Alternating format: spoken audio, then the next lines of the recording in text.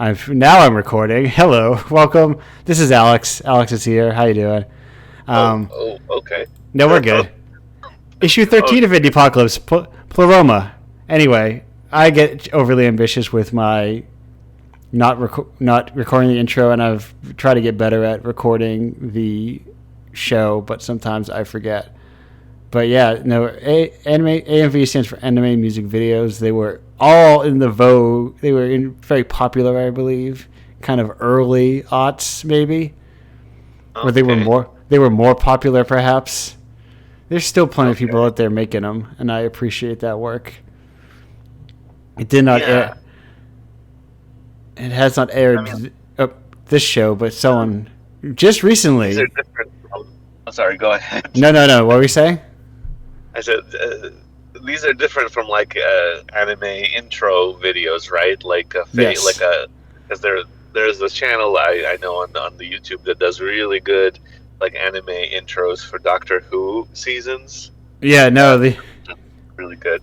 They often utilize a lot of like intro scenes because they tend to be, I think, more like dynamic and more suited to music because they are originally animated to music.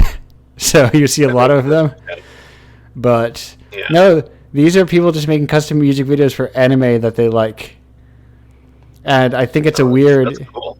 I think it's a weird introduction to both like music and like anime at the same time. And so I had listened to, for instance, Car Seat Headrest like as they were coming out, like probably even back to like the 2012 Twin Fantasy, both teens of style and denial, and like I'm like, oh, they're fine, but it didn't hit me very hard, and I just kind of passed by them. But in hosting this very show and listening to the 2018 Twin Fantasy version of Stop Smoking (parentheses We Love You), I've been listening to that album nonstop.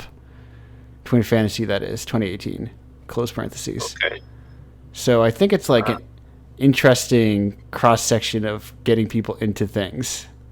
Maybe. Yeah, I mean, I'm not like a huge anime person, and I'm not even a huge music person, although I do like music like most humans. Right. But I absolutely love like these kinds of niche sort of subsets of sort of or subcultures and or countercultures and creative production. I'm a big fan of just the general vibe of that. There's a whole other like subcategory within it that seems to be some people who are just like doing modern music and just like but like old kind of like real middle of the road anime that I've never heard of, and I'm sure most people have never heard of, but they're just doing it as purely like purely as vibes, like not trying to. Sometimes they try and tell a story. I have one that I haven't played that has really interesting to me. That's really interesting because then you could ostensibly you could take material completely out of context and then recontextualize it, remix it, make something completely new out of it, and that's unrelated to its original format, right? Like those animes would be fairly obscure, so most people wouldn't even associate them with a particular storyline or whatnot. Right. There's this one author on YouTube, Truth Crab, who does like a lot. Like they're regularly putting out AMVs, and they're just like, and sometimes like they cheat a little because it's like here's this French film with Sufjan Stevens over it, and it's like, but it was like 80s Euro sci-fi French that I think even Mobius probably had his little grubby paws in. So. And this is a lot, we could talk about the cross section of France and Japan and the influence between those two comic cultures. I think it's interesting, but Mobius named one of his kids Nausicaa, I believe. Huh. Okay. But makes sense. All right. I think if he and Miyazaki were pals, in so much people in the 80s living across the world from one another can be pals. More like, artistic. Pen pals back then, yeah. Yeah, or artistic peers who respected each other's work. I think Mobius did both Nausicaa and Akira fan art, or maybe Otomo did like fucking whatever, like Airtight Garage fan out or something. I don't remember. But anyway, that's enough. Listen, you're also here because you video games. You made one of them, in fact, and submitted it to this show, to this magazine, this zine, if you will. I like to emphasize. I feel like I've been avoiding listening to like talk show style. As little as I listen to podcasts anyway, I've been avoiding listening to talk show style podcasts. I listened to one recently, mostly because I didn't want to steal their cadence and kind of like do that thing that people do. And I feel like it is in this moment increased my hosting abilities like 100-fold. I feel far more natural. I feel like I understand it. Great. Thank you. I feel like I have been on fire tonight, and it makes sense to me. So occasionally, folks, steal things. Don't worry about being subconsciously stealing things, because sometimes you mean to subconsciously steal things, and it benefits you. But anyway, why not? And that's how art is made ultimately. Yes. Listen, we've been making art for since the course of human history. So, like, folks, that's thousands and thousands of years. It's all been done before. All of it. I mean, you never know. Like, probably literally all of it. I think it was BNL who said the best when they said it's all been done before, if I remember correctly. Yeah. But so the important question, the one Indiepocalypse reporter question, which is, how did you hear about Indiepocalypse? Oh, you know what? I'm not sure I could tell you an exact answer to that. I think I just saw it floated either on Twitter or on Itch or both. Probably one of those two platforms, maybe, and then just kind of, thought that this is cool. That's the best answer I can give you. I think. I think it's been a little while since that happened, and my memory is no longer. Yeah, sharp.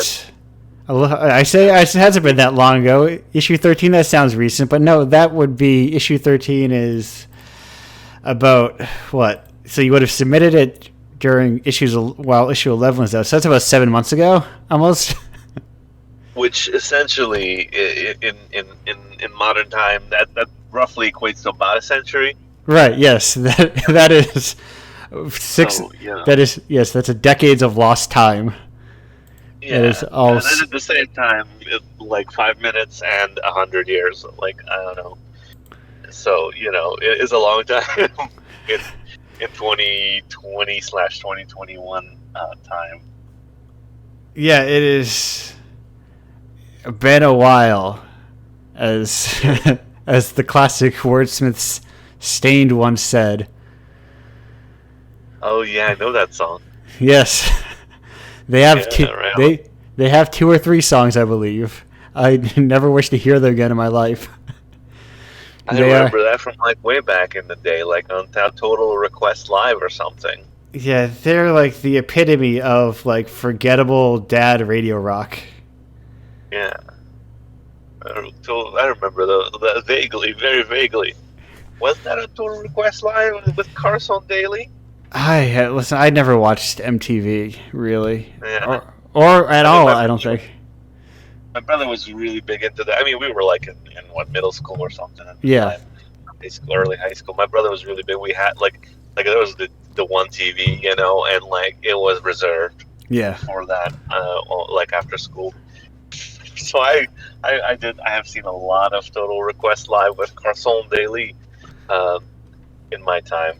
Not that I particularly enjoyed it, but yeah, I remember that song either from that or from the radio, or from Twitter, or from Itch.io. I don't know. Perfect. Yes. Probably. Welcome. Get it ready for my new game jam, my Total Request Live game jam. Oh snap!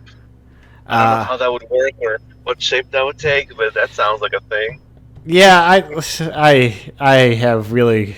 I think I'm going to add, as I see more and more people make games for Indiepocalypse, I really want to emphasize that I'm not pressuring people or asking people to make games for this, because I have really mixed feelings about game jams, and like...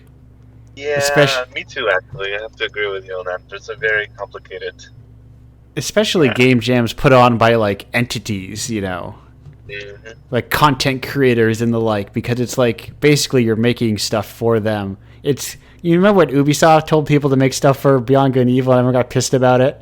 It's like, vaguely, yeah, it's like the same idea, except you're making it for like fucking, what's that guy, Game Maker Toolkit? Yes, GMTK. And it's like you're just making content for his videos and he's not paying you and maybe giving you a shout out. So it's like, what? It's what? It's the same principle, really, but people, I don't know, everyone is contradictory, and that's, there's nothing wrong with being contradictory, and the faster you realize that you're going to be contradictory, the better you off in life, I think. I mean, you just got to be, I think with game jams, you just got to be kind of careful nowadays as to what you spend your time and energy on. Yeah. Because, I mean, like, I do think game jams can be a nice little entry point to start making games. Oh, yes, no. Yeah, low pressure, theoretically, right? Yeah. But then there's like that, like there are game jams. There's like, okay, 2 weeks, make a game, whatever. We don't have like a rating system, just, chill out. And it's not maybe for some random entity like, I don't know, my brother and me or something. I don't know. Right, yes. Yeah, like something super specific like that. I wonder if they've done it. I'm sure there's been one. I was using just a random example. Yes. I bet you it happened. Itch especially, or Game Jolt, if that's still kind of circulating. But yeah, no, I wouldn't recommend, if anyone's listening who wants to just kind of get into game dev, I wouldn't recommend getting into like some sort of like super competitive, quote unquote, 2-day sleep deprivation torture fest, right? No, kind of thing. Yes. Like, I personally am not about that, and I wouldn't recommend doing game jams for entities that are very clearly just sort of cashing in and right. a marketing situation with that. Yeah. I think shorter, like sketch form style sketch, that is, sketching as drawing, not sketching as in the comedy style, but shorter sketch style game design, I think, should be more prevalent. I think people should like maybe have no issue spending 4 hours on like a mechanic or something that's not a full game. It's just like, I wanted to see if I could do this thing, and then I did the thing, because you know what? It's code. You can copy and paste code and use it later. Yeah, that's the beauty of that. Yeah, if you're working with code, it's theoretically infinitely reusable. Yeah. Yeah. Although I do have a nasty tendency of like, I'll leave a bunch of stuff on one computer and then I have another computer. Or whatever, and then I just don't feel like going back and rebooting that one because it's old, and so I literally like reinvent the wheel instead of just turning another computer on and copying and pasting. But that's great. It's not good practice to do that. It's just me, my lack of organizational skills in general. So that's that. But yeah, I mean, I told my therapist I would stop doing things for free in general. So like I don't do game jams much anymore. Yeah. At all. But it did help get me into, or earlier on. Yeah, it gives you like a hard deadline that's hard to set for yourself, especially because if you don't, because that practice isn't drilled into people to like, or it's not normalized to be like, hey, you don't have to make a full game every time you make a game. You can just like have a video game sketchbook where you just fool around with ideas, because that's not like a practice that people are think about, or maybe even might be aware about. Game jams help people like get into a similar practice in that regard, which I think is good. Yeah, and I mean, there's some good, like in tabletop game jams, it's a lot more normalized to charge for your games in those, which in video games is almost unheard of, I think, a lot of the times. So, oh, you mean just charging for games in general? Well, kind of, but also game jams, people don't really expect people to, like, if they do make something during a game jam that is, they're like, oh, this is pretty good, although that's probably not going to happen with a video game, just to be honest. Like, Yeah. tabletop is a different vibe. You could ostensibly potentially get, like, a stroke of inspiration, genius, whatever, and maybe come up with a masterpiece in 2 days in a tabletop. But with video games, there's a lot more moving pieces. So, but if you were, and you say, like, I just want to slap like a $3 price point on this, you can do that in tabletop a lot more readily. That's in the indie scene, not. Yeah. I don't know about no. There's all of the corporate stuff, but I forget who posted. I feel like it's like Will Jobs, who's like occasionally posts like a picture of a review that's just like, it's just a PDF is the comment. Like, where's the game? All I got was a PDF. So like there's definitely like an audience that is like, yes, the indie tabletop space maybe feels like they're a little bit better about recognizing getting paid for things, but also some people are like, do not understand it. People, you would hope like that. Well, I mean, like, I'm not gonna give any refunds for someone who's gonna buy a PDF and not realize that what they're buying is a PDF, because I don't even know how to do refunds on itch.io. But like, I can sort of understand making that mistake once as a, if you're like a teenager. Yeah. But, there are definitely, well, it's a tough space.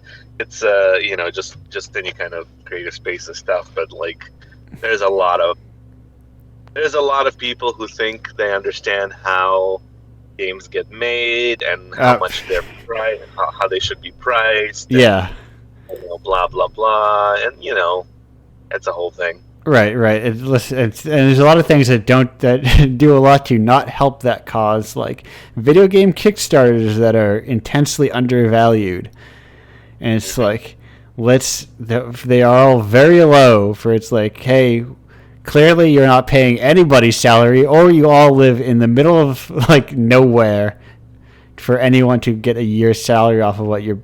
So either it's like your game only takes 3 months to do it, you're supplementing it, because it's like, I don't know. They're always like, I like to be very transparent about costs, about things like that.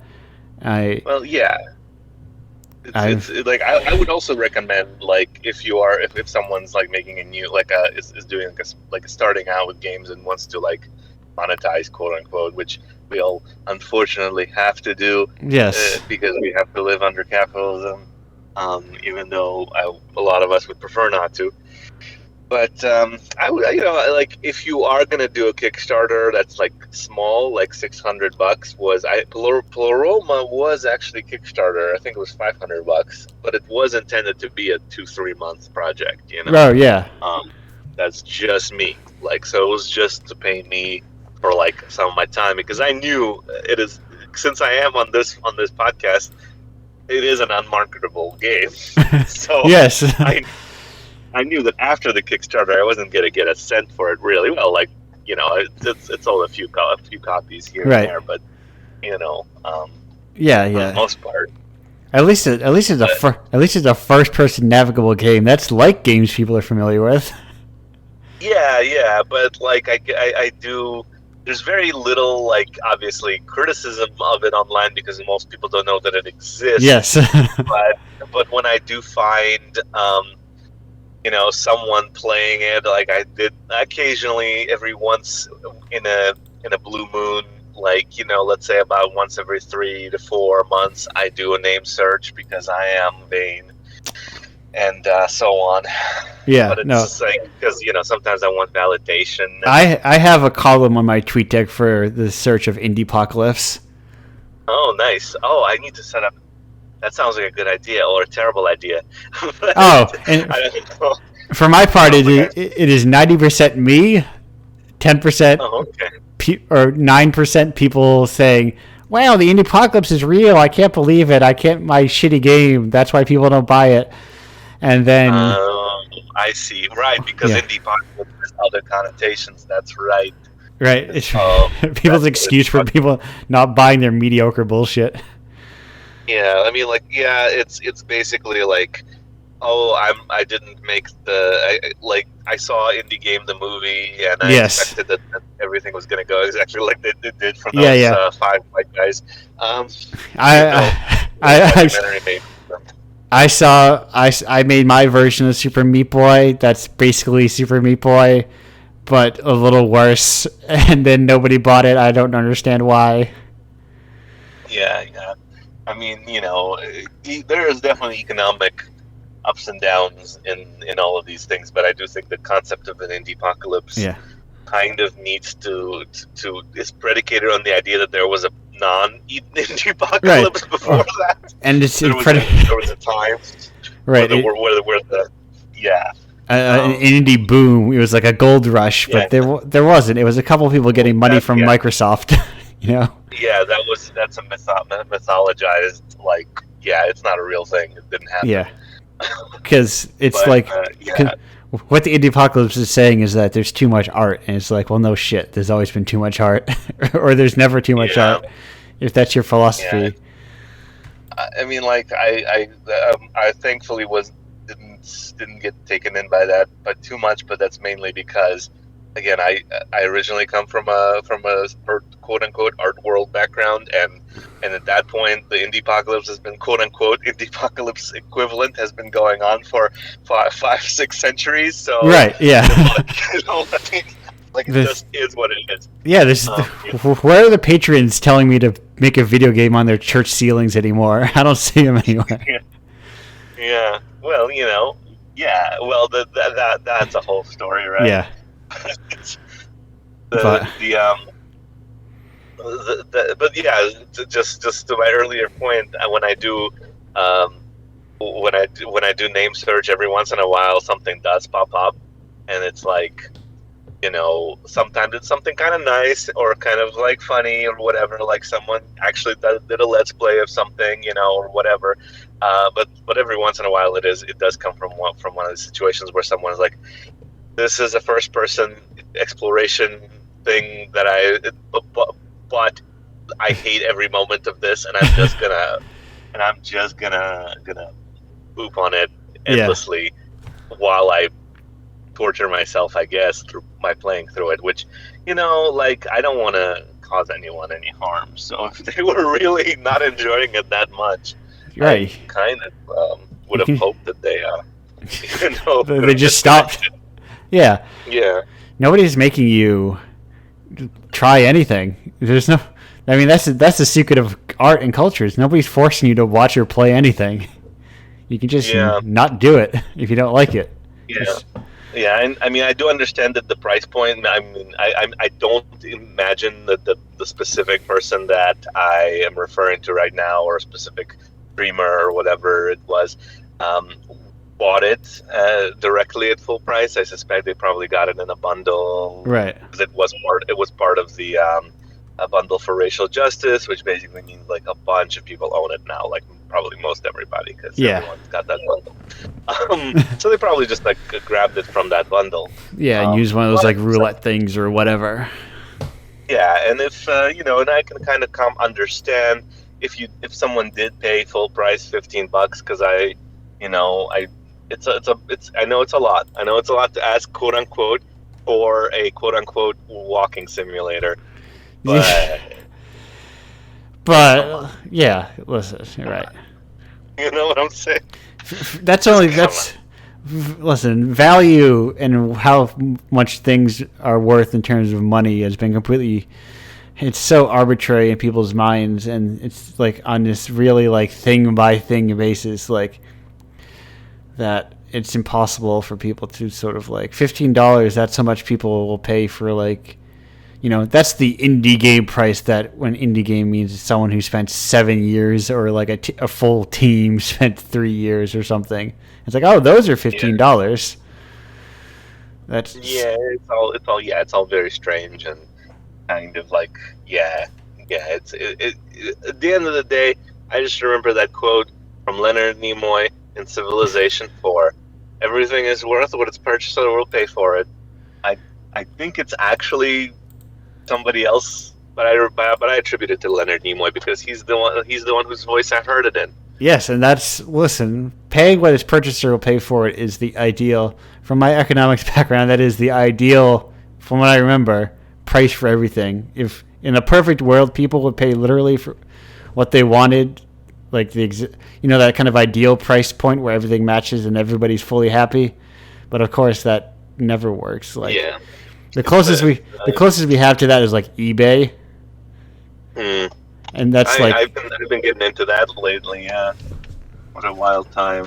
I've thought about like getting rid of stuff. It takes so much time to do that. Like, and I was like, I don't have time. Yeah, well, I'm trying to convert. I'm trying to do capital turning into more capital. Yes. By converting some of my what's it called? The stimulus money into like more money, which mixed results. Yeah, it depends how you go about that. If you can just, I mean, if we want to get real uncool for a moment, if you just buy like very cheap or very stable like stock portfolios or whatever, that money just turns into more money without you doing anything. That's also true.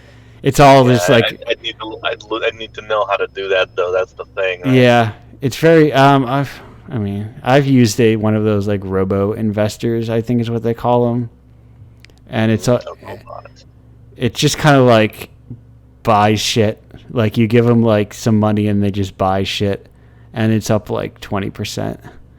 And for me not doing anything, which isn't a lot of money, but like way higher than like interest on a savings account. I just think of them as like high interest savings accounts. Nice. Ooh, I need to look into that. I'm not gonna do any cryptocurrency. Just before that happens. Right. Listen, I mean, even if the crypto boom is long dead, so even if you had no qualms with the destructive nature of it all, you're still not gonna make money on it. It's a multi-level marketing scheme, and I think at this point, everyone's who's getting in on it is kind of getting in at the bottom of the pyramid. So exactly, on the top, whichever part of the pyramid you don't get any money on, or like the bubbles popped and they're like grabbing at the soap particles in the air, hoping that it'll float them up to heaven or something. But no, all the Doge millionaires have cashed out already. This is a downward hill, folks. Yeah, but I've been buying and selling crap at thrift stores more or less recently. That's my new vibe. Or side gig, and you're gonna be surprised what you get. Yeah, I go once a week to a local place. It's also near a local Euro place, and I get euros once a week. Ooh, just euros? Yes. Well, yes, just a euro. Nothing but. I'm sure they have other food, but that's all. They have other food, but it's like other Greek food. Like I do love me some euros and some souvlaki and some. I had some of that. maybe after this, I'm gonna go see if I can get some. Yeah. But yeah, it's wild. The other day, so I have to tell this to someone. Yes. I'm very isolated, partly by pandemic, partly because I'm 35 and all of my friends have moved on to either other countries or have babies and or spouses, which is essentially the same thing as being in another country. Yeah. Probably more so. I hear from the other country people more often. But anyways, so I have to tell this to someone. Yes. Yeah. So the other day, a couple of days ago, maybe even a week ago, I was on one of those thrift store hunts, and I usually just do like old video games or whatever, and it's like small profit margin, and they kind of sell on eBay or Amazon or whatever. And I'm starting to learn the biz or whatever. But then I saw like all these graphic novels and comics in the thrift store, like really good condition. And I don't know much about comics and graphic novels, but I'm like, I kind of heard about some of these, and like they look really good. And I'm gonna look up a few of these, and I'll see like, okay, so I grabbed up a bunch because they were cheap as heck. Yeah. And they had like a 4-for-1 deal. Okay, so I'm getting to the point, right? So the other day, like the day before yesterday, I was processing a bunch of these in my little cave. And there was a copy of the Sandman, one of the Sandman volumes, like collections, like just one of the trades. yeah. But a hardcover and a first edition. Just the first thing I realized is a first edition. I'm like, okay, that's something. Those are actually worth decent money. I paid like $1 for it, and it can go for like 50, 60, whatever. But then I opened the cover, and guess what? Neil Gaiman's signature from his hand. Yes. On the interior. Wow. Now is what it the like hell?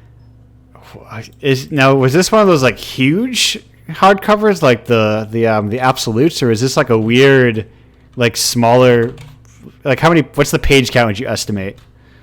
I mean, I don't know, like not a lot. It's probably a collection of maybe 5 or 6 issues. I think it's called The Game of You. Was the name? It was like a volume. It was the actual book is a first printing, and so it is from about 1993. Is when the actual physical book was from. Like, I was gonna say it would have to be, because listen, you say you don't know a lot of. I like comics a lot. So yeah, it's 1999 or early 90s. Yeah, because those Sandman, I don't think they've done like kind of like trade style like hardcovers in a long time. They've only done like the omnibuses, and I wish my local thrift shop had comics. I got like a whole run of I got the whole run of Nana there once for like $20, which was a good deal. But other than that, like I don't. Once in a while, you get some real good stuff in thrift stores. I love thrift stores. But yeah, I get clothes there, but I feel like they've been like upping the price. Like they realize what are the good jeans and the good shirts, and soon that gravy train will have sailed. Yeah, and I don't sell them. I like to buy them to wear them, but yeah. But I mean, either way, I feel like because like once the thrift stores start getting wise, yeah, where they're like, oh, guy, first edition Sandman with a signature of. With Neil Gaiman's signature on the inside cover. No, wait, maybe I shouldn't sell it for $2. No, I might have missed this. Did you end up selling it?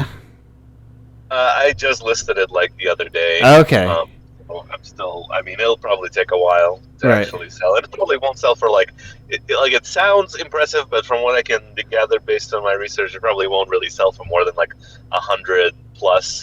Maybe 150. But it's pretty good for like a $2, Yeah. No, listen. I was surprised because, as far as I can tell, very rarely, if ever, do like comics appreciate in value. Like, it's more. Yeah. It's more like if they were already expensive, they will become more expensive, or they'll like, like they'll get cheaper and then they'll go out of print and then they'll kind of like go back up to about that original price. I see that with like big hardcover omnibuses and stuff like that. They'll be like, and I mean, if something is more popular, I would imagine there's a lot more like re-releases and reprints. And even though like that first edition is valuable, holy shit! Oh my god. Wait, what's up? Something wrong? No, something very good. Wow. So I was gonna joke about like the one comic that I own that I know increased in value. It's the Passion of Gengoro Tagame. Nice. $1,000 apparently it sold on eBay in May. Oh, nice, very good. But you might be sitting on some cashes. But listen, I want to keep it. Yeah, I wish I could keep this thing too. I just can't afford to at this point. Right. Because I haven't actually read Sandman yet. I've been meaning to for years because I'm told it's amazing. Listen, I don't know. Listen, if you live near a thrift shop, I can almost guarantee you also probably are close enough to a library. Let me tell you about public libraries. Oh yeah, they do have all of that stuff actually. Yeah. Public libraries, yeah. Especially there's a really good one around. You got all kinds of comics in there. Yeah, and let me tell you something about libraries, folks. This is my PSA about libraries. Most libraries are part of a library network, and you can just like order books from that library network, and they'll just deliver them to your library.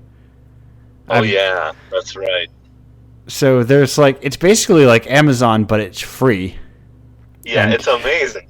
yeah, Sometimes people don't realize how freaking amazing libraries actually are. yeah, you can just like the one I was going to, like, I didn't even have to like listen. Let's say you're a weird nerd and you're buying weird comics, or like you're checking out comics. You don't want the nice young librarians to judge you.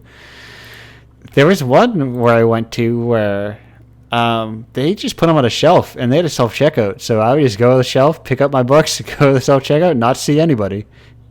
Yeah, they do self checkout now. Yeah, I mean, well, the last time I've been in a library, which is Yeah. over a year ago, because they've Right. been closed. Listen, I fully understand that people I'm sick of people saying like, "Oh, last time you went somewhere was pre-COVID." We understand that at this point. Yeah, that's true. Yeah, culturally, we need to move past this lost year and recognize all this whatever. But Yeah, but still, it's still ticking a little bit. yeah, Starting to. Yes. The grip, the terror has started to lift a little bit, at least here. right, So, right. That's good. That good. that good old American problem of throwing money at everything until it goes away. Yeah, that's the American path. That's the American way. Yes, we have it all. We have all this money. Why don't we just throw it around? But like only a few problems, not all of our actual problems. Just like the one that people are thinking about at the time that affects capitalism. But it's not quite fully out, folks. Don't forget, we're not quite fully there. Whatever. I don't need to. Who the heck knows? I don't even want to speculate about the horrible possibilities of what might still go wrong. Right. On that front, on just that front alone. I mean, not even counting the fact that we do exist in more or less at a more or less collapse point of a civilization or an empire, which may be a good thing. I don't know. Yeah. Well, the tipping point at the very least. I think it'll take a while to properly collapse, but you know. But that's beside the point. Globalization will take over and carry us in its soft bosom by then. Let's hope. I don't know. I just have to live year by year at this point. Yeah. Because otherwise, I get too existentially terrified. Right. Listen. Of right. nothingness. The world is massive, and we are put here for no particular reason. And it's messed up. We continue on for no particular reason. We have no grand design or purpose. I'm not playing it tonight. I didn't have it set up, but I found. Listen, the world of AMVs is a magical world. I found one that is like, the famous excerpt that people know from Carl Sagan's talk about the pale blue dot, but it's also an AMV with music playing underneath, like I forget the musical, the pianist that is playing underneath it, but yeah, all that Carl Sagan stuff is really good for like auto tuning and making music with. I think. Yeah. He had a lot of gravitas. Yeah, when I was listening to it, I had this thought where it's like, I couldn't tell if it was like sincerely like classic greatest of all time stuff, or it was just very hokey at this point, culturally speaking, of course, not like on a personal level. And I still don't know the answer to that, like whether it plays still or if it just feels too corny. With its that's the thing. kind of optimism. That tension is sometimes where the most interesting experiences lie. Yeah. You really do parse the exact nature of it. Because he's like being very sincere and humble and like optimistic about things, but also at the same time acknowledging that we are a speck within a speck within a speck within a speck, and that but it's a lot. It's a lot. But also, I wonder, like, is that kind of like radical dreamerism or whatever kind of cheesy now? Are we living in this post-ironic world where who knows? No, but see, like, what do you call it? Irony is out, and sincerity is back in, I think. Or was that, or is it the other? Like, I forgot. Listen, I forgot where we you are can now. you can pry irony from my cold dead hands. I love irony sincerely, but like I think you can have both ways. I think you can like whatever pop stars you want to like, but also you can be ironic about other things, or just Yeah. like recognize that some stuff sucks and you like it because it sucks or something. It's all very I also don't like the kind of like post irony, let people like what they want to like, let's all like the most bland horse shit, and people be like, yeah, no, but you have to like it or something, or not you have to, but you know what I mean. It's like, Yeah, you should be allowed to make fun of people who are really into certain periods of My Little Pony. yeah, you're right. You shouldn't You have should be to. allowed to make fun of them a little bit, just a bit. Not like you don't have to be super mean about it unless Yeah. they're complete assholes. But then, Whatever. But you can make fun of them a little bit, you know. yeah, and people need to kind of like divorce themselves from their interests, and they are not their interests. It's like Tyler Durden said, "You're not your khakis," right? That is true. Have you ever seen that movie Fight Club? That is. Yeah, I've seen it, and I have read the book as well a while ago. Yeah. When Weirdly did you? enough, I'm sorry. Go ahead. Important follow up question. When in your life did you see it? Oh, jeez. At this point, it's all a huge blur. Again, I'm careening towards death, and like I'm at that point in my life, I guess. But I think college. Okay, Maybe? so that's like at like post teen impressionability, but like Yeah, I mean, college. I did like get all like, oh, this is the coolest thing. You're or right. You know. It's one of those things that I wonder if it's like good, you know? That comes up sometimes with art where I'm like, is it good? But because like they have like this cultural like try hard teen boys like it too much, and I'm like, it probably sucks in that case. Well, see, my take, at least from remembering it, because again I haven't seen it for quite a long time. Yeah. But my take from Fight Club was that it's a very well made movie. Yeah. Like technically speaking. And I think it's a pretty good adaptation of the source material. Because I gotta tell you, the book, I found the book to be a little like weirdly like it doesn't have the same impact. Maybe it's because I read it after the film, but it's just kind of it's okay. Like I've read more interesting stuff. I mean, obviously there's always a subjective thing. I feel like that might be the case for a lot of like famous movies. Like I'm sure, like I am almost sure that Silence of the Lambs is like it's probably like as a not work of novel fiction is probably like the most whatever pulp movie, and it's I figure it's probably like a kind of Reader's Digest kind of stuff, maybe. I don't know. I don't think it's literary gold, but but like the film is carried by talented people within it. Yeah. So the Fight Club movie, I think, is a good, well-made movie. Yeah. Whether or not it's culturally like harmful potentially is a big question, because I don't think it's supposed to be. Or rather, I'm not even necessarily 100% sure that the people who are involved in making the movie, or all of them, or even sometimes I'm not even sure that Chuck Palahniuk, I always mispronounce his name, the author of the book, Chuck Palahniuk. I've got to look at it. I think I know how to say it, but I've just got to look at it real quick. Because, like you, I have... Oh, Palahniuk. Palahniuk, okay, right. So my Russian/English tongue is just not... Yeah, yes. Palahniuk, I think. But anyway, continue, Sure. yeah, I just wonder if they do. I mean, I think maybe the author does to some extent, like that they get some of the implications there, because it is. I think you can analyze it and do criticism of it from a very like fully quote unquote woke point of view, and recognize that it is.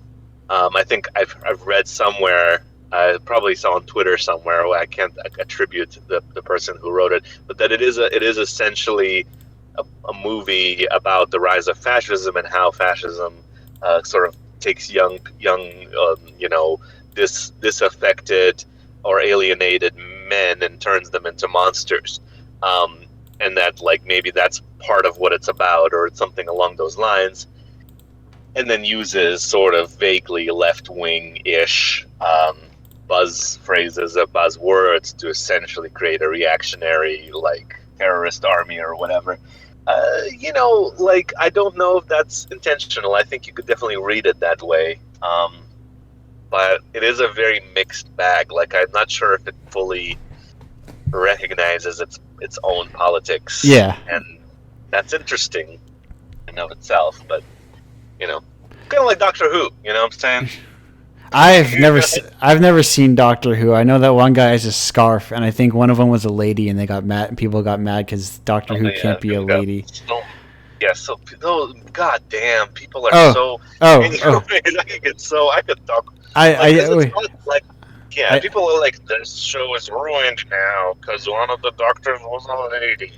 I also remember there was a time when he punched a wall made of diamonds. Oh yeah, that was good. That was classic stuff right there. That was fantastic. I've never seen an episode of Doctor Who. I just am vaguely aware of it. Yeah, but it's also very, very confused about its own politics. But it makes more sense with something like Doctor Who because it's a serial. It's like a kind of a episodic. And every episode is written by a different person. So one week it could be super leftist, and the next week it's like super neoliberal. Yeah. And every once in a while you get even a little bit of reactionary stuff in there.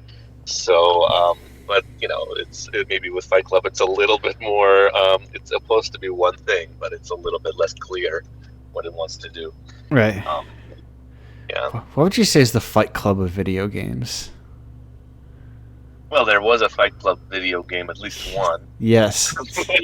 Well, I don't you could know, play just. That's a very good answer. I'll allow it. Yeah, because not directly, but it's not a direct analog. But I think in terms of culturally, what it is. What it represents. Yeah. Be very Bioshock in general. I remember, I forget who it was, but I remember someone on Twitter referring to this idea as the Rorschach test after the character of Rorschach within Watchmen, and the idea of people missing the point of characters intensely because they do cool shit. And that's the thing. Yeah, Rorschach is the Fight Club of superhero characters. Yeah. Whatever. Yeah. Very much so. Oh yeah, and that's kind of cool that that's a Rorschach. I forget who said it, but it was truly a moment of genius of just wow, that's clever, and I appreciate it. I feel like there's an interview somewhere with Alan Moore getting pissed off because people misinterpreted Rorschach, and it's like, no, he sucks. The point is he sucks. The point is, what if Batman was Batman, but Batman sucks because he's Batman? Batman does suck, so. He's this real black and white, intensely moralistic asshole. And what if we made that guy? But he says cool stuff sometimes, so people like him because he says, and he looks cool. Yeah, but that's the thing. Alan Moore, I understand why he would be upset, and I would be upset too as a creator. And I understand why I think the creator of Tony Soprano, same problem, right? Breaking Bad, same problem. People are I want to be Rick and Morty, same problem. I get especially upset about that because I think, as someone who is decades long, because that's how long it went on before it got canceled, fan of the Venture Brothers, which is has a super scientist character who's a shitty loser and basically does that kind of character correctly. I think. I loved I loved the Venture Brothers for a while. I mean, there was a point where I kind of fell off with it. Right. Well, that's probably one of the 6-year breaks they took. Well, that could have been it. I think the whole idea of like Sergeant Hatred just wasn't vibing with me. Oh yes, I can see that. Like it was like a really weird like apologia for certain kind of sexual predator kind of thing, and the character I just didn't. As a one-off joke, he wasn't funny. But then they brought in Sergeant Hatred as a full-time like cast member character as a replacement for Brock Sampson, no less. What the hell are you thinking? Yes. No, I could see that fully, and maybe it was with age or more with like secretly. Don't tell anyone online this, but sometimes I like things that could be considered problematic. Sometimes. Oh yeah, no, I feel like that's totally okay. Like, yeah, like I think that's the thing we kind of do need to learn, that we're told, like as culturally, is that like it's okay to like things that are very problematic, even as long as but it's also okay to be aware that they're problematic and say, okay, this is a thing that I love, this piece of media. But this thing about it is just not cool. Yeah. Right. Yeah. Watch me slowly re-justify. I came up on one of my like pre-made playlists. A Smith song came up. I'm like, oh yeah, they're good, even if Morrissey's an asshole. And I like slowly want to justify, like, well, they're only good because Johnny Marr is a good guitarist, and he's not an asshole. So that means I can. It's all very complicated because like there's one bad apple poison a movie. It's like it's like on a per person basis. I think how you approach these sort of things. It's tough. One of my favorite movies ever was Dead Man. It was a Jim Jarmusch movie. Yeah. But it stars Johnny Depp, and that asshole's ruined everything for me. Yeah. So it's like It's so complicated. Yes, Johnny Marr's. Listen, Morrissey as a solo act, can't listen to him. Not interested. But like, fuck, dude, the guitars in the Smiths are just like so insanely good. Like they're uncontrollably good, and Johnny Marr is a legend, truly. Music is tough with that too, because it's such an intense and like immediate effect, such an immediate form of art. So like once if it's affecting you, it's affecting you. Like and it's like adding into like who made it and so on. That gets really emotionally confusing. Right, especially if you have to like. Or, sometimes you can't be expected to research everyone before you listen to them or watch something. Yeah. And you never know. You just don't know. Yeah. My general philosophy is, like, if they're dead and no longer making money off of it, and you recognize that they're shitty, then go ahead.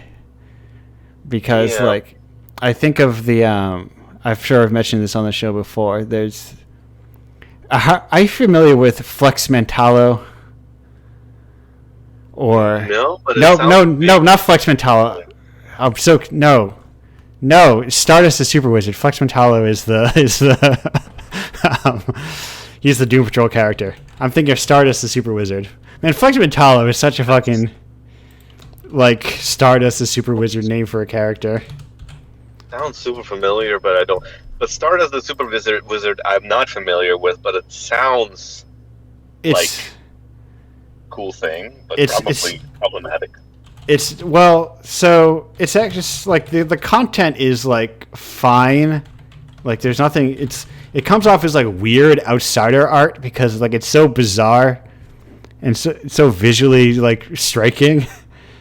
But anyway, Fletcher Hanks was what I was thinking of. Fletcher Hanks was the author. Somehow that turned into Flex Mentallo. Like those two merged in my brain. But Flex Mentallo is a cool sounding thing. Flex Mentallo is also cool. This is not.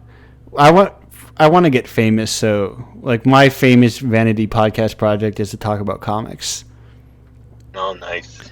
But I like mostly because I haven't found a thing that talks about comics in the way that I want to, talk about comics, which is to say that I want to talk about all of them and not just like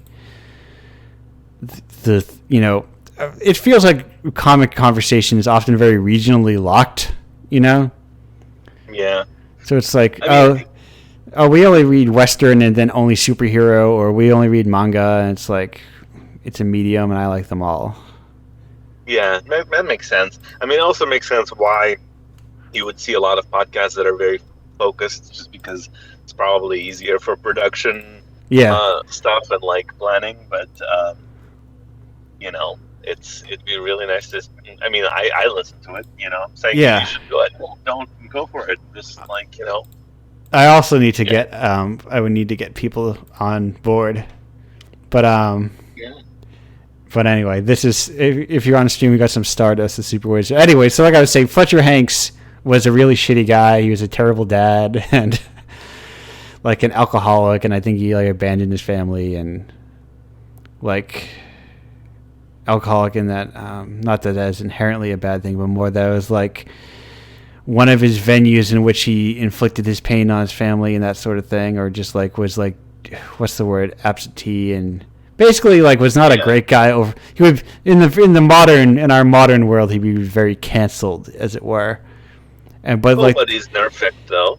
Exactly, and but like his lasting legacy is that like that Fantagraphics collection, and that opens up by like saying, like detailing that aspect of his life. So it's like, hey, you're not perfect, and your legacy acknowledges that.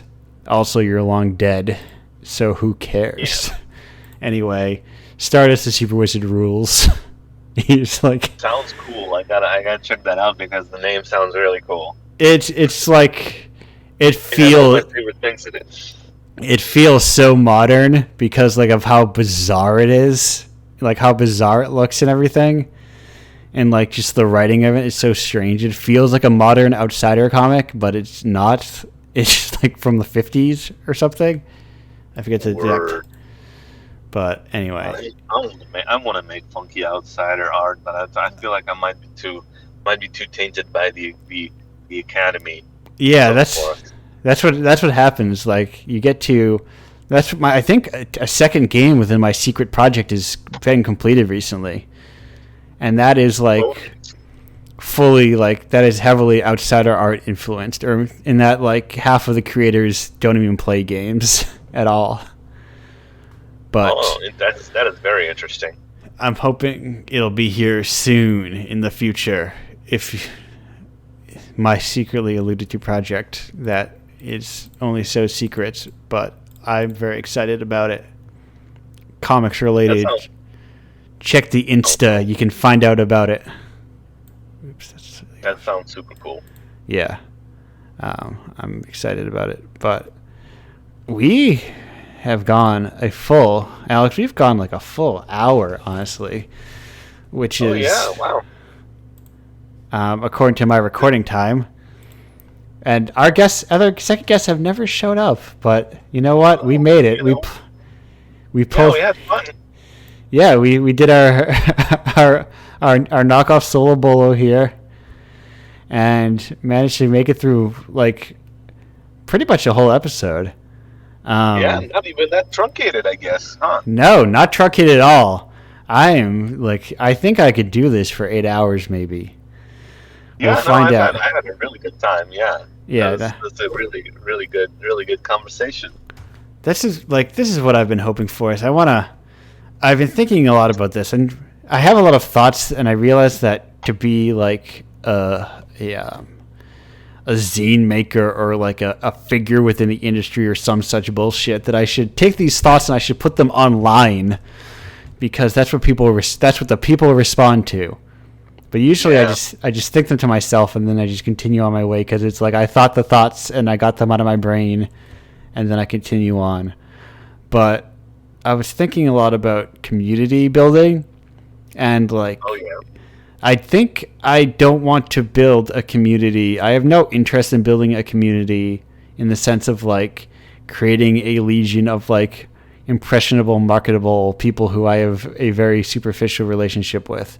It's more that like I want to create a community of artists that That's like more my goal, I think. And then hopefully people will like what those artists produce within the community, and then they will buy that. But I don't necessarily want to, like, though I am grateful for patrons, most of the patrons are also other artists.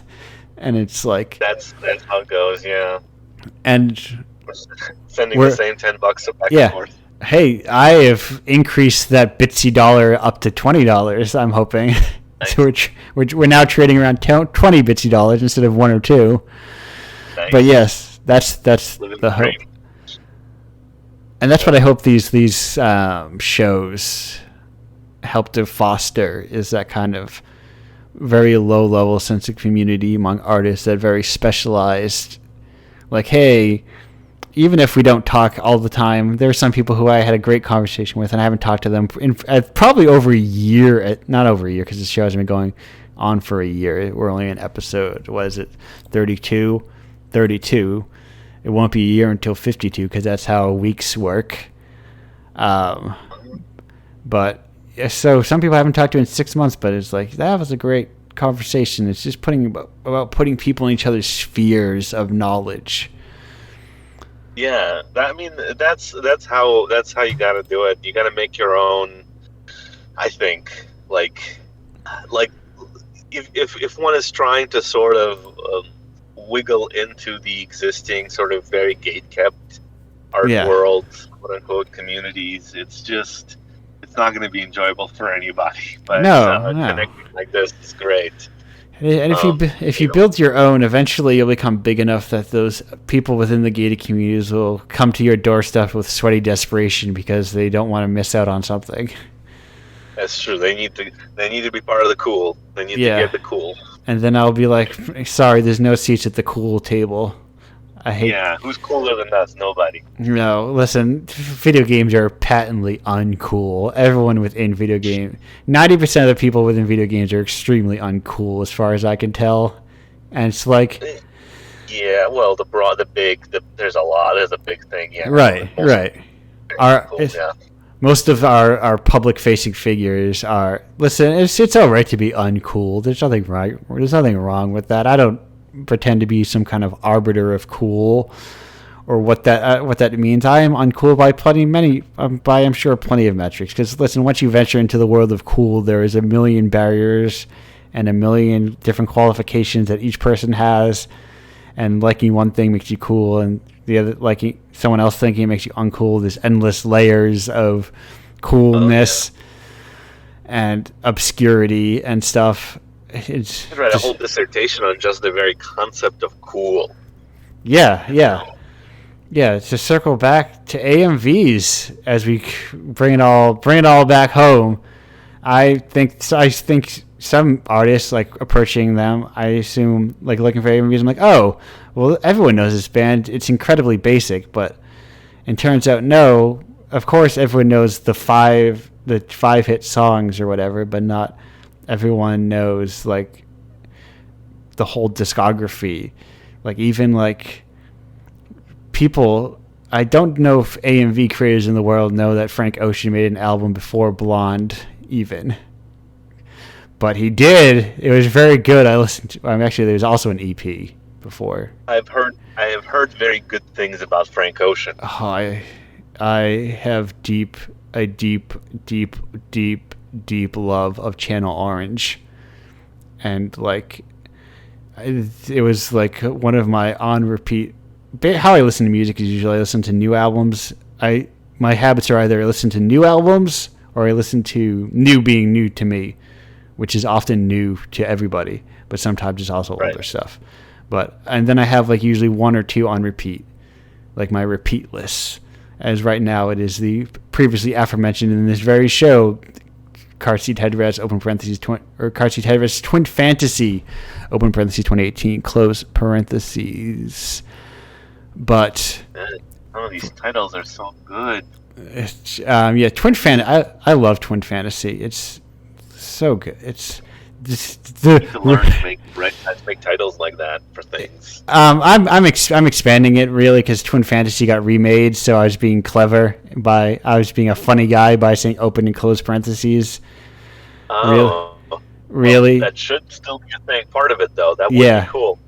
It does. The album name is Twin Fantasy in parentheses 2018 versus the 2012 version, which was more lo-fi, and 2018 is more produced because by then they'd put out like 4 other albums. And anyway, 4 Teens of Style, Teens of Denial, 3 or 4. I can't remember how many. I think the 2 teen ones were in between.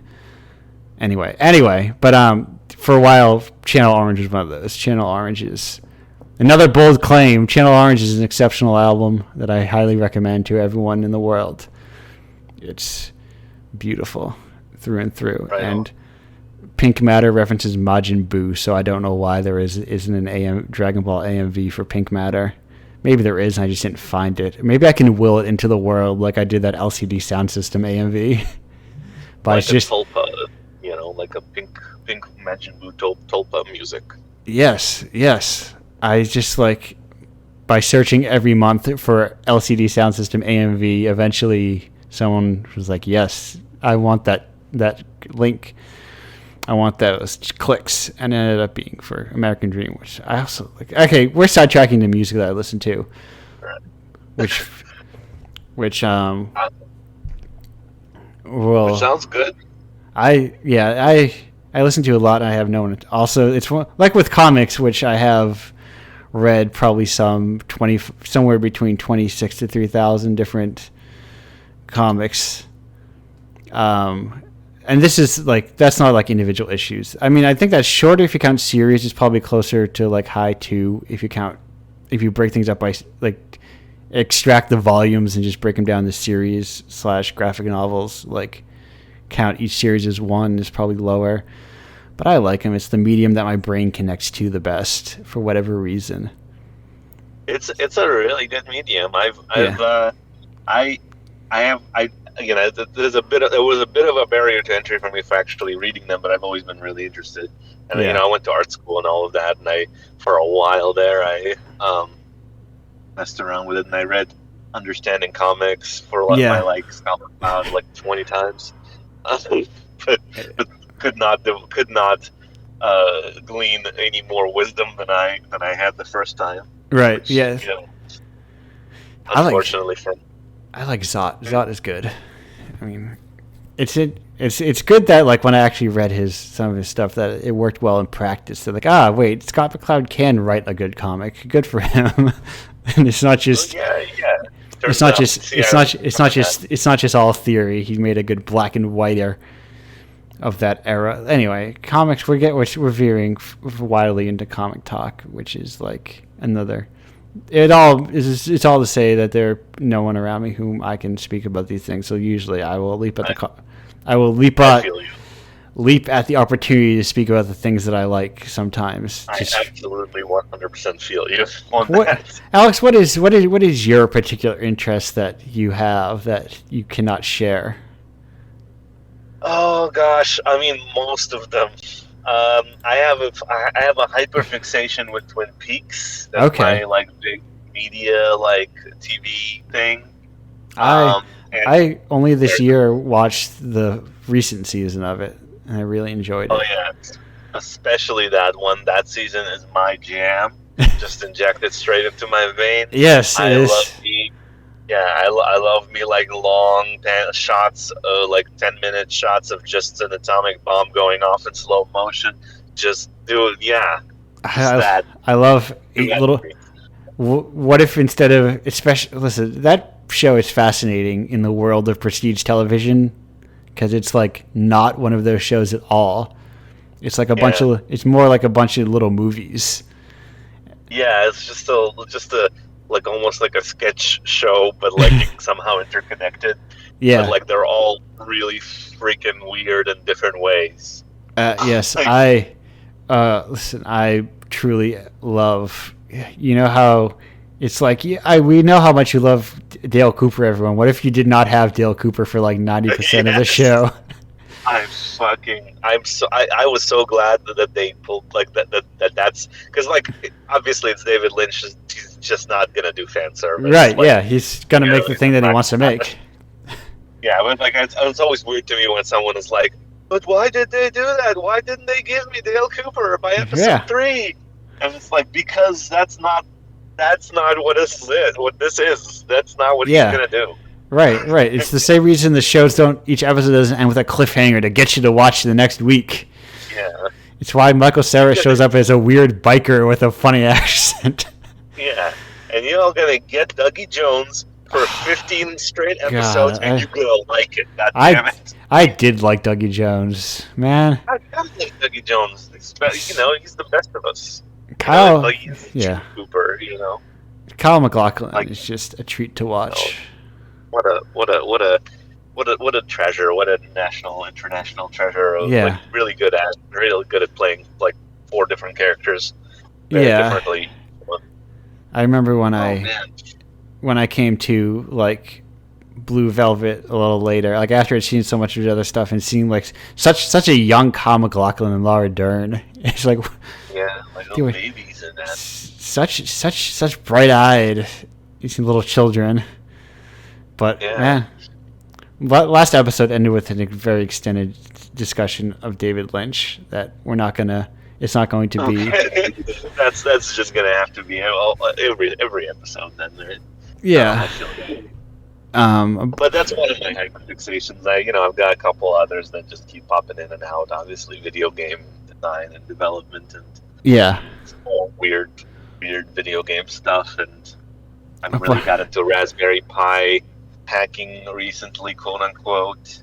But this is Indiepocalypse Radio. We don't talk about video games on here. Yeah. Yeah. Why would we do that?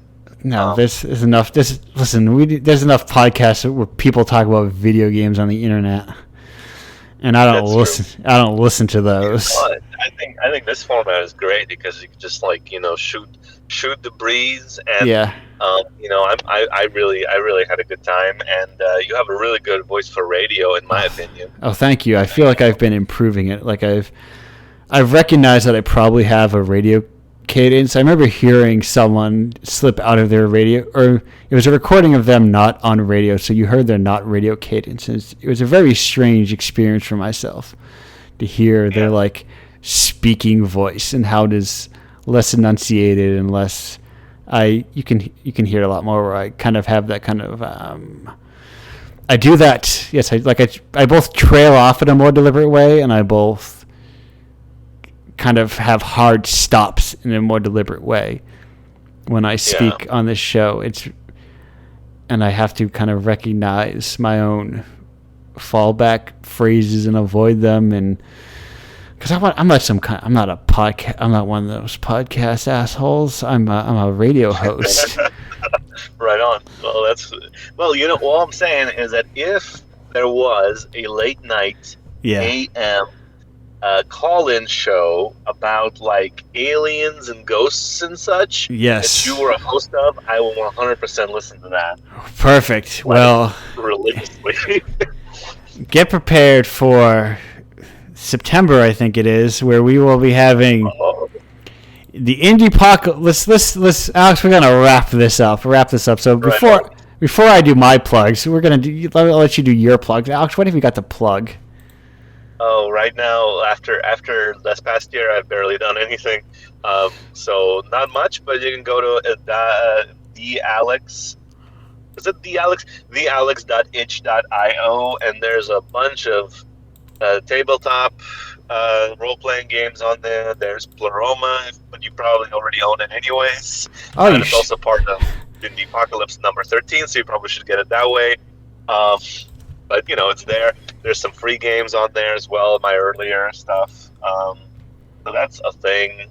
If you wanna go on eBay and buy that Sandman comic, search Sandman, a game of us. I think is that what it was. A game with you. A game with you. Hardcover signed. Search it. Yep. Yeah, but it'll probably pop up because there's not like a lot of those up there. And I'm sure I am in the process of getting back into making stuff again right now. After kind of being in hibernation for a little while, so watch this space, I guess, or whatnot. I have a Twitter, at something at Alex_S, right? That is it, right? Let me see. Yes, Alex_S, correct. And that's Alex. And Alex is spelled with a K-S, yes. not an X. Correct, yes. Yeah. Way ahead of me on that. Yeah, that's. I think that's all the plugs I've got. Well, perfect. Now, as I was alluding to earlier, I'll get to that later, the thing I was alluding to. But first, let's just go straight to the top. You should buy Indiepocalypse. You go to indiepocalypse.com. That's my personal website. It has all the covers and all the cool issues. I might recommend you buy issue number 13. It's a good one. What else is in issue number 13? A lot of good games. I'm not going to go and read them all because I did that once and I was like, that's tiresome. And then I was like pressured to say people's names like very quickly when I was like, oh no. Can I pronounce this very quickly? And sometimes I could not because sometimes you're like, ah, shit. I know all these letters, but I don't know how to put them in my mouth good enough. But we also have, if you have games and you're like, I made a game once in my life and you think you want to get money for it, you go to indiepocalypse.com/submit and you can submit your games. I am not encouraging people to make new games. I'm just saying, hey, if you ever got a game, submit it. It's a good thing to submit your stuff to. You may get included if your game is good. If it's not good, you won't get included. If I don't get enough good games, I will personally start knocking on doors and get enough good games. That's very flattering. Yeah. To hear. No, yes, I really appreciate that. Yes, trust me. If you're in Indiepocalypse, it's because I think your game is good. If your game was no good, literally, if I got 100 entries and only 6 of them that I thought were any good, the other 94 in the fucking garbage, and I'm going onto my big playlist of games, and I am cold emailing people and asking them to submit their games. Because that makes sense. Or, honestly, I'd probably go to my wait list first of people who were good enough but could not get in because of spacing, and I'll probably burn through that first and then start cold emailing people again. But the point is, ain't no trash in Indiepocalypse town. But the thing if you want to support Indiepocalypse on the regular, and you're like, I don't want to have to go to itch every single month and like pay for shit and go to the page, and it's like, it's going to be good, go to indiepocalypse.com/Patreon and you can just subscribe. If you want to hear, if you just showed up here, you're like, I missed the show, I want to hear it. If you can hear it on Monday if you're a $5 patron. And listen, we also have a newsletter, and you get an email every month. Only one email, and it just says that the zine came out, and that there's coupons in it. But on the Patreon, it just says the issue's out. Thank you. I don't try to give you a funny name and kind of like unnaturally endear myself to you. I recognize that you're a human and not just a wallet a purse from which I pluck coins by saying, hey, shelterinos, weathering out the Indiepocalypse with me. It's your pal Andrew here, because I'm not your fucking pal, dude. I'm just a guy who probably doesn't want to be bothered by people 90% of his day. I've been reading too much stuff with people have difficulties, difficulties from a larger societal standpoint, but more a personality that simply does not want to talk to people all the time. And I'm like, oh shit, I see myself reflected within art, and art is fulfilling its purpose. But like I was alluding to, indiepocalypse.com/pledge. It's just pretty much a blank page, more or less up to now. But on September 3rd, right? Yeah, that sounds right. Yeah, September 3rd will be the first... Let me look at the calendar. Yeah, September 3rd is the first, on this very channel, 9 to 5 Eastern Time, is the first annual Indiepocalypse Pledge Drive Telethon. We come here for a live episode of Indiepocalypse Radio, they're all live, but I'm not going to do a show on Saturday, so that's a perfect way to eat up 2 hours is do a live version of the show there, which is always live. There will be guests, friends of the show will be present. It will be a fun time for all, I presume, with the goal of breaking even on this project and making all of my money back.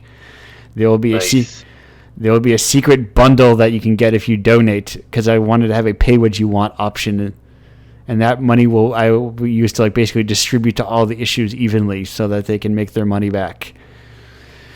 But you'll find out what that is during the course of the show, and it will only be available for the course of the show. I will set up cool things. I'm going to email a record label, since it's going to be archived, and be like, can I use your music if on my archive show? Will that be cool? And hopefully they will say yes, because I like their stuff. So no pirate radio on that, but hopefully cool, weird, punk, dream, whatever, skate, dream, gaze music on the show.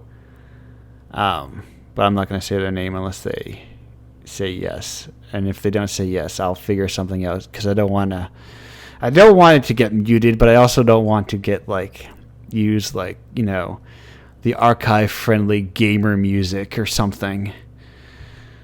Because the aforementioned cool. Anyway, that's the end of the show, I believe. I think we've really kind of come to a stop. The Indiepocalypse train is pulling into the final station. Everyone, thanks for being here. Alex, thanks for being here. Thank you so much for having me. I don't know. This is awesome. Thanks. It's something I like. I think I'm going to move this show to 2 p.m. Eastern time going into the future. Just saying that now. Because unless it really doesn't work for people, mostly because then I can have, I think on a Saturday, it should hopefully work for most of the US based North American guests, but then it will also work for the European guests as well. I think it screws over the people on the other side of the country, like your East Asian, Australian guests, because that's the middle of the night. But it's more that I think I'm going to shift to 2 p.m. Eastern being the regular, and 7 p.m. being your other side of the world shows for those East Asian countries. That makes sense. Well, in the future, if if I ever will come back again, it'll have to be one of the 7 p.m. ones, because 2 p.m. I am asleep. Yes, perfect. Yeah. That is my sleeping time. Yeah. But I think 2 p.m. I'm still going to have them, but I think I'm just going to do flip, which is the more common one. That way I can have more people in the audience, more people who are available, and so I can intermingle the U.S., cross the pond, as it were, my U.S. and European guests, instead of having specially sanctioned European shows. But anyway, we're wrapping this show up. Thanks again for being here. I went through the effort of making all this fun break music. I didn't get to play any of them, but that just means I have them for next month, even though I download like 15 AMVs every month, because I go on a binge and I got to have enough. Anyway, you probably plenty at this point then. Yeah, I have. All right. Thank you so much. Thank you. We're going to leave you out with. I didn't play Linkin Park during this show. Shit. I screwed up. I'm sorry, AMVs. I let you down, because our ending track, our closing track is "It's Summertime" by the Flaming Lips. Goodbye, everyone. I'm going to stop the recording now and then go over to the transition. Goodbye. All right.